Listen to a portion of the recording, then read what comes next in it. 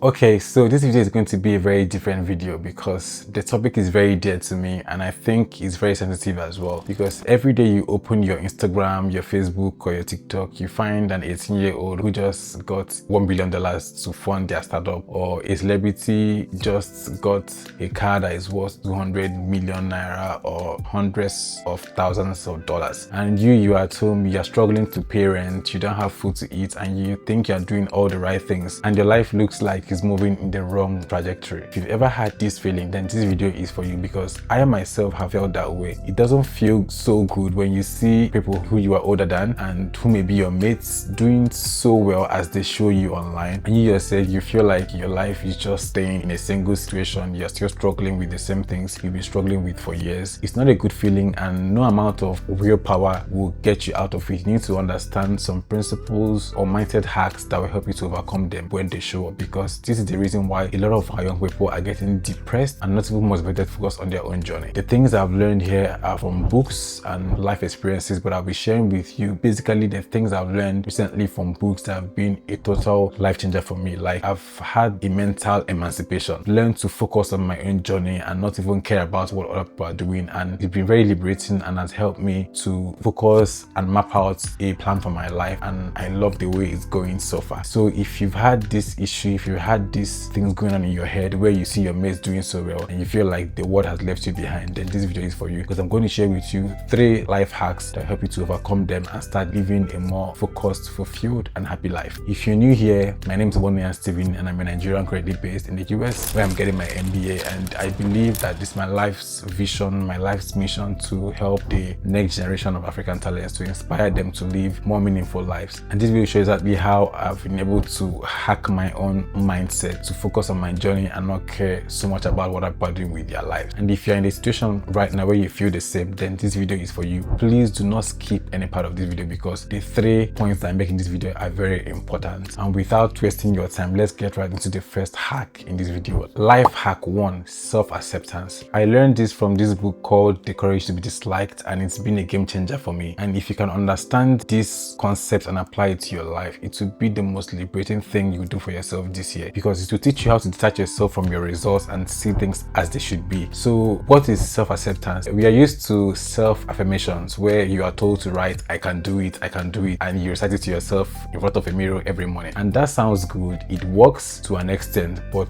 I believe it leaves a lot of room to delusion, because there's every good reason why your friend who just got the funding to do his big startup idea, because he has the connections, his father is wealthy, he has the right skills better than you do. So no amount of self-affirmation will get you the results the guy has. So you need to put in the right amount of work if you want to see the kind of results the guy has, and that is where self-acceptance comes into play. So self-acceptance is actually understanding your incapabilities, but also knowing that there is every opportunity for you to grow and actually meet to the level where you will now achieve that level of success. So I will explain. For example, so let's say you wrote a medical exam with your friend and he got 80 and passed, and you got 60 and failed. Normally you feel bad and say maybe it's luck, or find some weird reasons to make yourself feel good at that moment, but deep down you feel so sad and depressed. But there's also a very high tendency that your friend studied more, maybe because their job allowed them more hours to work, or their family, they have medical doctors, or they have a lineage of people who are very good in science, so it was easy for him to learn those concepts. And for you, maybe you didn't have the time, you didn't have the background or every other thing to help you get to his level. So self-acceptance is understanding your incapabilities, but knowing that, okay, if I put in this amount of work, if I study more, if I spend more time with this course material, I'm going to get 80% or even 90%, and that is what I'm going to do. That is self-acceptance. You acknowledge that you don't have what it takes at that moment to achieve that level of success, but if you put in the right amount of work and go in the right direction, you will definitely achieve that success. That is self-acceptance. It's not rooted in delusion where you just keep saying, "I can do it," and there's no plan, there's no goal, there's no direction and exactly how you're going to do that. So understand that the reason why your friend or your classmate or that young person has made it could be so many things played a role in helping them do that. You need to understand that if you can identify the things that you will need to do to get to his level, put in the same amount of work or have the same leverage he has, you're going to also achieve the same success for yourself. That is self-acceptance, understanding your limitations at the moment and finding ways to grow so that you will achieve your own level of success. So according to the philosopher who was the main character in this book, he said, with self-acceptance on the other hand, if one cannot do something, person. One is simply accepting one's incapable self as is and moving forward so that one can do whatever one can. It is not a way of lying to oneself. To put it more simply, say you've got a score of 60%, but you tell yourself, I just happen to get unlucky this time around, and the real me is 100%. This is self-affirmation. By contrast, if one accepts oneself as one is at 60% and thinks to oneself, how should I go about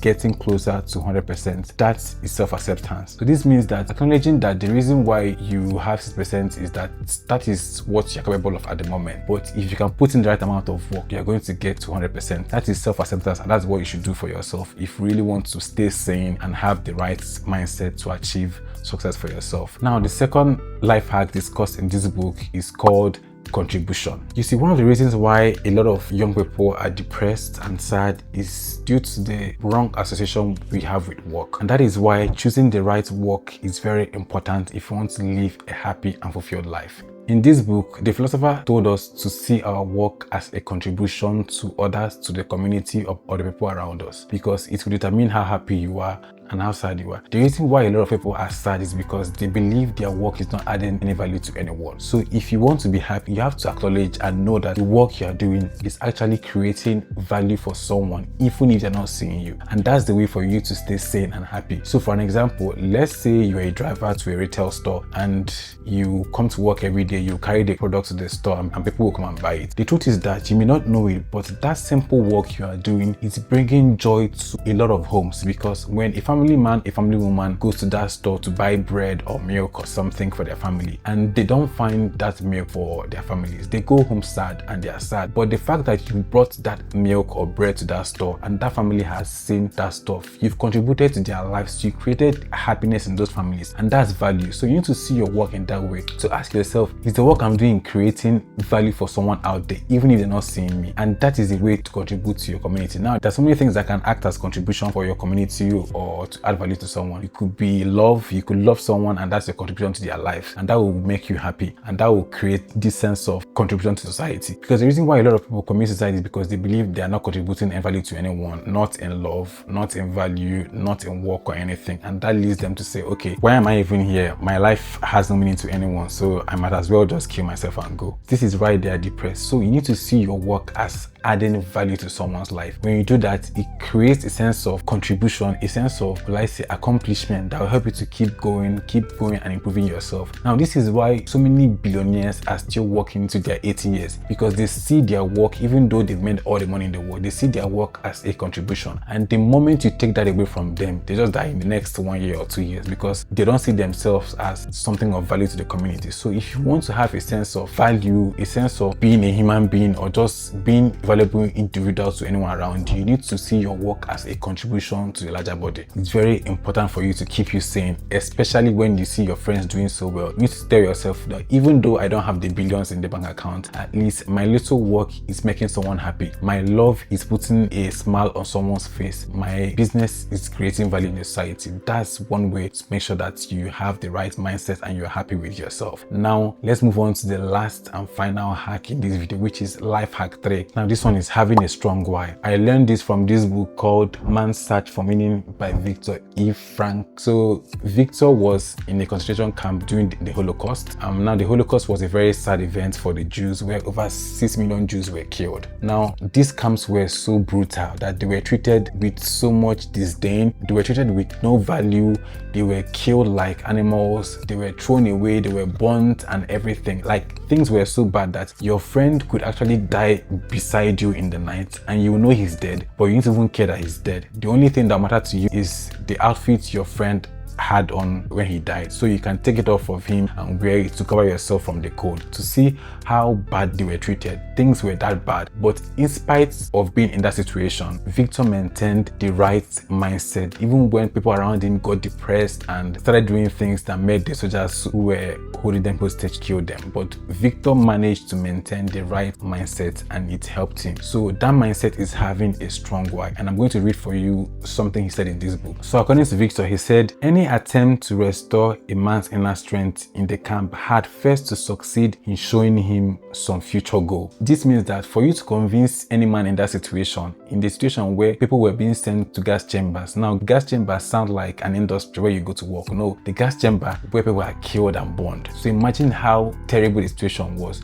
And he said the only way to tell a man that there is a hope for him or there is a future for him is to show him a future goal. Now, this could be maybe his wife is out there waiting for him to come out, or his family, or his friend, or something he needs to create when he finally gets out of the camp. Now, this camp is not a place you stay for 2 weeks and go. There is no time. These people were held hostage as prisoners. The only way to get out of there is by being rescued, and eventually Victor and some other prisoners were lucky enough to be rescued by the US Army. The only way to convince someone that their life has a meaning is to show them a goal they can work towards, and that's the only thing that will help them do that. So for you as a person, you need to convince yourself of a strong why. What is that something that means to you? Like, why are you on earth? What is your vision? Who is out there that loves you so much that you want to make proud? When you have that strong why, there is nothing that can make you sad or depressed. You can go and chase any goal you want to chase, knowing that at least I have something out there. I have someone out there that's looking out for me. I have a goal that if I achieve it, my life will make so much meaning. Having that goal in mind will help you to weather any storm, to overcome anything you see online or you see around you, and to actually focus and achieve your goal. There is a famous quote by Nietzsche that is in this book. So he says, "He who has a why to live for